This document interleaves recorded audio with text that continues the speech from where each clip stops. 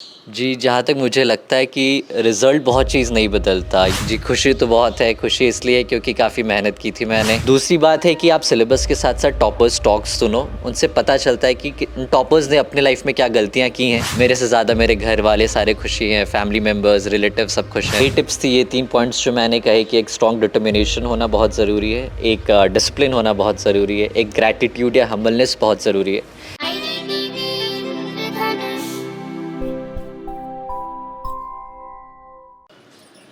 संघर्षों की कहानी के इस एपिसोड में आज हमारे साथ है रांची के क्षितिज वर्मा जी, जो कि भविष्य में अधिकारी बनेंगे।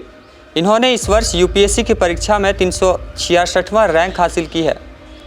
तो इनसे इनकी सक्सेस स्टोरी को जानने का और समझने का प्रयास करते हैं। तो सबसे पहले तो आपको बहुत बहुत बधाई Kshitij ji. Thank you so much for इतना अच्छा से आप लोगों ने मुझे इनवाइट किया, उसके लिए थैंक यू सो मच।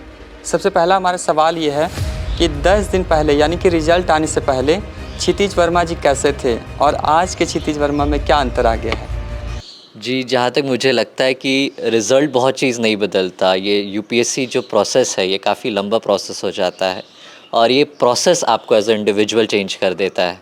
तो जब मुझे याद है जब मैंने ये जर्नी शुरू की थी अपनी तैयारी की, तो बहुत सी चीज़ें ऐसी थी जो मुझे नहीं पता थी। बहुत सी ऐसी चीज़ें थी जिसके बारे में मुझे बिल्कुल आइडिया नहीं होता था। मैं उतना डिसिप्लिन नहीं था, मैं उतना एफ़र्ट नहीं लगाता था हर चीज़ों में। पर इस सिविल सर्विसेज़ के प्रिपरेशन में आने के बाद सारी चीज़ें सीखी मैंने और सारी चीज़ें इम्बाइब की। और जहाँ तक रिज़ल्ट के बाद की बात आप कर रहे हो, उसके बाद ये तो है कि आपकी एक सोशल रिकॉग्निशन बढ़ जाती है, आपको लोग क्रेडिबल ज़्यादा मानने लगते हैं, आपकी आपकी रिस्पॉन्सिबिलिटीज़ भी बढ़ जाती है क्योंकि आगे जाके आप काफ़ी अच्छे बड़े ऑफिसर बनने वाले हो। जी। तो जितनी सक्सेस ये एग्ज़ाम देती है, उससे साथ-साथ आपकी रिस्पॉन्सिबिलिटीज़, आपकी बर्डन भी बढ़ती है साथ में। तो आज कैसा महसूस कर पा रहे हैं? कितनी खुशी है? जी, खुशी तो बहुत है। खुशी इसलिए क्योंकि काफ़ी मेहनत की थी मैंने और मेहनत का जब रिज़ल्ट मिलता है तो काफ़ी खुशी होती है और मेरे से ज़्यादा मेरे घर वाले सारे खुशी हैं, फैमिली मेंबर्स, रिलेटिव सब खुश हैं। तो ये ज़्यादा खुशी देता है कि मैं एक ज़रिया बन पाया उनकी खुशी का। अच्छा, तो ये खुशी के लिए कैसे कितना मेहनत करना पड़ा? कैसे आपने तैयारी की? किन-किन परिस्थितियों से गुज़रना पड़ा? जी, मेहनत तो काफ़ी करना पड़ा था। मुझे लगभग 2.5 से 3 साल लग गए इस प्रिपरेशन करने में। काफ़ी मुश्किल भरा दौर था क्योंकि कभी-कभार लगता था नहीं हो पाएगा। मैंने 2 अटेम्प्ट्स और दिए थे जिसमें कुछ मार्क्स से मेरा रह गया था। काफ़ी मेहनत उस टाइम पे भी की थी। लेकिन इस एग्ज़ाम में ये है कि अगर आप कंसिस्टेंटली एफ़र्ट करते रहोगे, आप कंसिस्टेंटली अपने जो भी आपकी मिस्टेक्स रह रही है, आप उसको सीख के उसको अगर करेक्ट करके रेक्टिफ़ाई कर सको, आप ग्रेजुअली इम्प्रूव कर सको और साल 2 साल तो पढ़ाई करनी ही पड़ती है, काफ़ी ज़्यादा पढ़ाई करनी पड़ती है।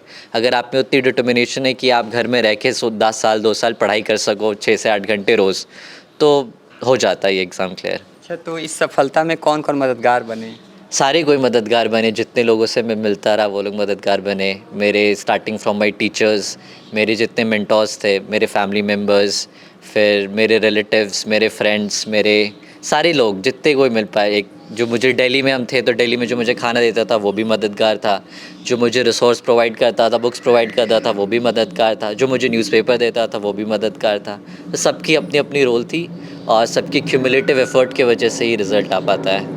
अच्छा, तो सफलता के मूल मंत्र क्या हैं? सफलता की मूल मंत्र ये एग्ज़ाम थोड़ा एक्चुअली काफ़ी लेंदी हो जाता है और लेंदी के साथ साथ काफ़ी आपको अलूफ़ कर देने वाला होता है। आपको रूम में बंद होकर पढ़ाई करनी होती है, तो इसके लिए स्ट्रॉन्ग डिटर्मिनेशन होना बहुत ज़रूरी होता है। आपके अंदर एक रीज़न होना चाहिए कि आप क्यों करना चाहते हो इस एग्ज़ाम की प्रिपरेशन। सिर्फ आप जो एक आईएएस ऑफिसर या आईपीएस ऑफिसर की अगर आप ऑरा देख के अगर आप इस एग्ज़ाम की तैयारी करोगे तो वो नहीं हो पाता। आपके अंदर एक स्ट्रॉन्ग मोटिवेशन होनी चाहिए कि आप अंदर आके कितने चेंजेस लाना चाहते हो एक सोसाइटी में। उसके साथ साथ डिसिप्लिन बहुत ज़रूरी है इस एग्ज़ाम में क्योंकि आपको 1-2 दिन आप पढ़ाई करके इस एग्ज़ाम को नहीं निकाल सकते हो। आपको मिनिमम 2 साल से 3 साल पढ़ाई करनी ही हो जाती है कि कोई भी हो, जिसकी अगर फर्स्ट अटेम्प्ट में भी निकल रही है उसे मिनिमम 2 साल पढ़ाई करनी ही पड़ती है। तो उसके लिए डिसिप्लिन बहुत ज़रूरी होता है। आपको रोज़ 6 से 8 घंटे पढ़ने हैं। तो डिसिप्लिन इज़ वेरी इंपॉर्टेंट इस एग्ज़ाम में और प्लस आपको एक हम्बल होना बहुत ज़रूरी है इस एग्ज़ाम में। अगर आप सक्सेसफुल हो, चाहे फेलियर भी आपने एक्सपीरियंस की हो या सक्सेस आप अचीव कर लो, फिर भी humbleness is very important in this exam. अच्छा, तो जो लोग अभी तैयारी कर रहे हैं यूपीएससी परीक्षा की, तो उनके लिए क्या टिप्स देना चाहेंगे? जी, मेरे लिए उनके लिए यही टिप्स थी, ये 3 पॉइंट्स जो मैंने कहे कि एक स्ट्रॉन्ग डिटर्मिनेशन होना बहुत ज़रूरी है, एक डिसिप्लिन होना बहुत ज़रूरी है, एक ग्रैटिट्यूड या हम्बलनेस बहुत ज़रूरी है। इसके साथ-साथ आपको एग्ज़ाम आपके पर्टिकुलरली कुछ मैं बताऊँ तो उसपे ये है कि आपको सिलेबस देखना बहुत ज़्यादा इंपॉर्टेंट है। सिविल सर्विसेज़ का एग्ज़ाम जो कि खासकर यूपीएससी लेता है, बहुत डिटेल में सिलेबस उसने दी हुई है और सिलेबस काफ़ी अच्छे से कवर किया जाता है यूपीएससी, भले वो प्रीलिम्स में हो, मेंस में हो या इंटरव्यू में हो। दूसरी बात है कि आप सिलेबस के साथ साथ टॉपर्स टॉक्स सुनो, जो कि यूट्यूब में बहुत सारे चैनल्स, जैसे इन सारे चैनल्स में बहुत सारे चैनल्स में अवेलेबल होते हैं। उनसे पता चलता है कि टॉपर्स ने अपने लाइफ में क्या गलतियाँ की हैं जो मुझे शायद नहीं करनी, क्योंकि सारी गलतियाँ हम खुद से करके सीखेंगे तो बहुत लंबा टाइम लग जाता है। तो दूसरों की गलतियों से भी सीखें आप। और तीसरा है कि स्टैंडर्ड बुक्स जो सारे टॉपर्स सजेस्ट करते हैं उन्हें फॉलो करना चाहिए। टेस्ट सीरीज़ लगानी चाहिए अच्छे से, टेस्ट का प्रैक्टिस करना चाहिए।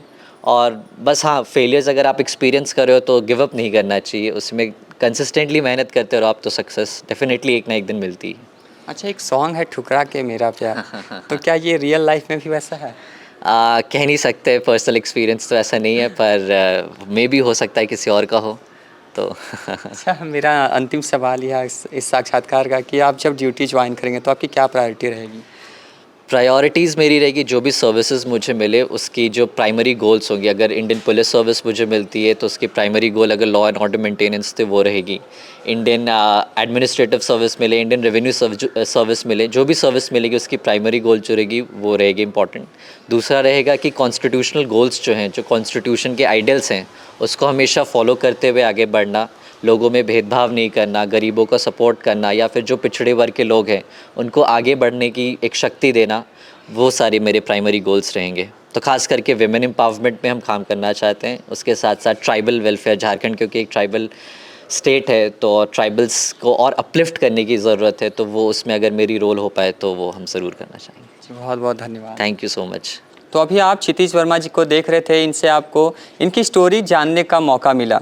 बाकी इसी तरह की और भी वीडियो देखने के लिए बने रहें IGTV इंद्रधनुष के साथ। मैं हिमांशु कुमार अपने कैमरा सहयोगी पत्रस लकड़ा के साथ, IGTV रांची।